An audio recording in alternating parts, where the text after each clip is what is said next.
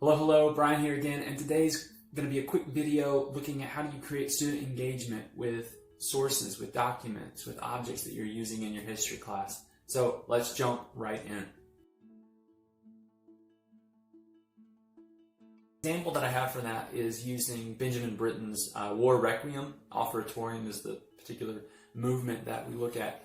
And it's this amazing piece of music. But before we really get into it, we have to go and discuss some of the aspects of music and how different tone and different types of components and elements of music really create different moods and evoke certain feelings. And we move into the piece of music, and so they listen and they have the lyrics in front of them, and the pieces that are in Latin, the boys' choir that sings their kind of this haunting background music.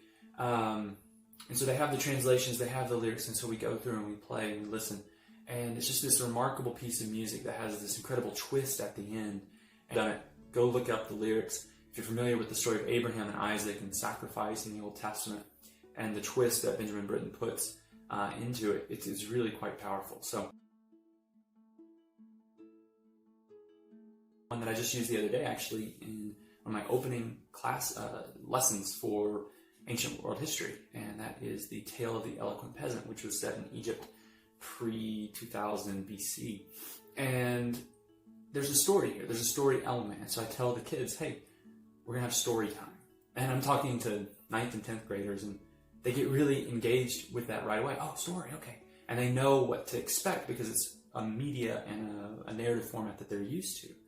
But we don't just jump right in. And I don't give them all the background information either. So there's kind of this teasing element where you give some of the information, not all of it. Some of the students recognize that Egypt really relies heavily on the Nile River, and so that was a source of life and ties into their religious beliefs and also the daily practices. But many students, they don't know that, and so we kind of start to piece that out. And so what we do with this story is we put up some characters, the list of main characters, and we're going to characterize those as we go through. What can we learn about the characters? What does this show us about different aspects of society and social organization?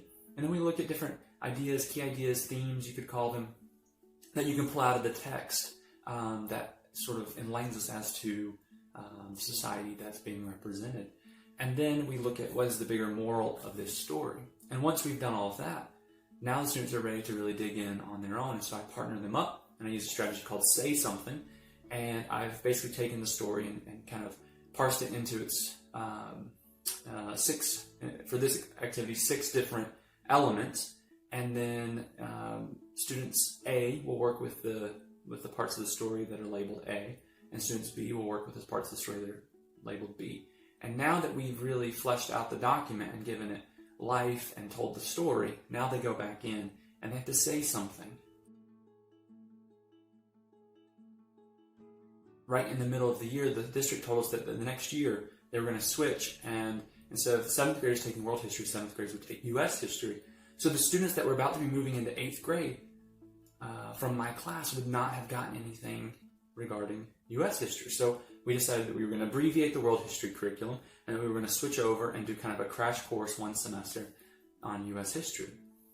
And I needed some resources, and I reached out to my Twitter group and a guy named Michael Milton, who runs an excellent podcast, Visions of Education. If you're interested, check that out. He sent had posted some different lessons that he does, and one of them was a history lab. And it was just an incredible format, and it was a history lab on the Boston Massacre.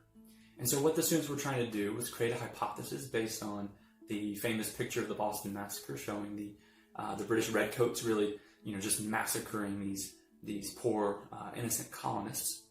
But then we start digging into the actual court documents, the testimony of the various witnesses, and you start to investigate, and you see that original hypothesis from the Paul Revere painting really doesn't hold true. So I hope this was useful for you in engaging your students with primary sources, secondary sources, objects, and artifacts that you're using in your class. So again, just make it come alive, tell the story, and then let the students investigate. And I think you're going to see a lot more engagement and a lot more enjoyment out of what the kids are doing using these documents. And it's going to make your life as a teacher a whole lot easier and more interesting.